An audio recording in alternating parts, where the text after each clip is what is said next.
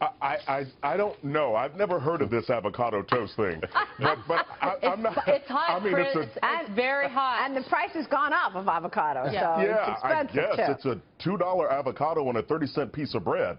I would say this: the reality is that millennials aren't buying homes because of the student loan debt. I mean, on average, they're graduating with $37,000 in student loan debt. That is not something that baby boomers or traditionalists dealt with.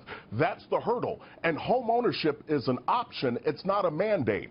And so renting is okay, but they need to budget, be intentional, and just spend your money where you want to spend it on with a plan. Are the millennials in the housing market, Don Peebles?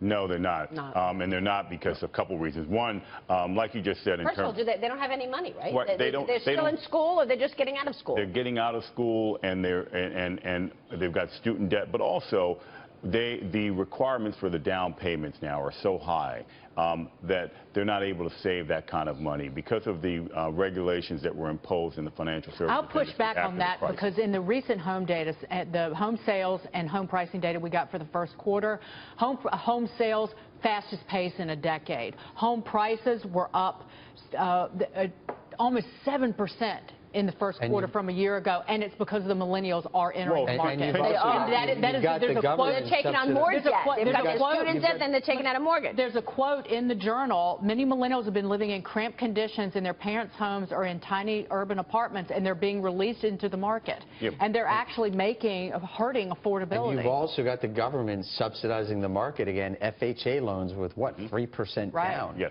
but those are in secondary and tertiary cities because FHA in New York City is a meaningless source of financing because of the high cost. Same thing in Washington, D.C. But you're right. What that is, though, is pent-up demand because they've been living in these cramped quarters while they had a job. And now they're getting into the marketplace because rents have risen to the point that they are more expensive than it is on an after-tax basis to own. I think this uncertainty about what happens with the tax policy is going to make buyers think a little bit as well because of the tax benefits that come with home ownership. And I just want to point out something to Chris. I have always hated that don't buy Starbucks.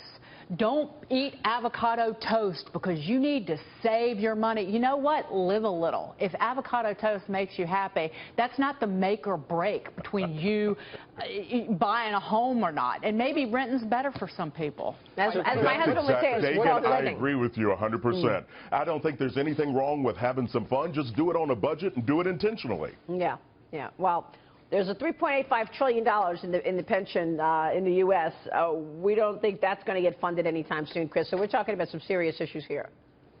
We really are talking about serious issues. And again, state governments are going to have to do exactly what I would tell an individual to do, where you have to balance your budget. You've got to start to cut back some things and get intentional. Yeah. I mean, the last thing you want are for people that have worked hard and been promised that they were going to have a pension. This is what they were told. And now they get out there and they're retired, and now we're calling them and telling them their benefits are going to get reduced. Yeah. That's not right. Yep, you're right. Chris, great to see you. Thanks so much for your insights this morning.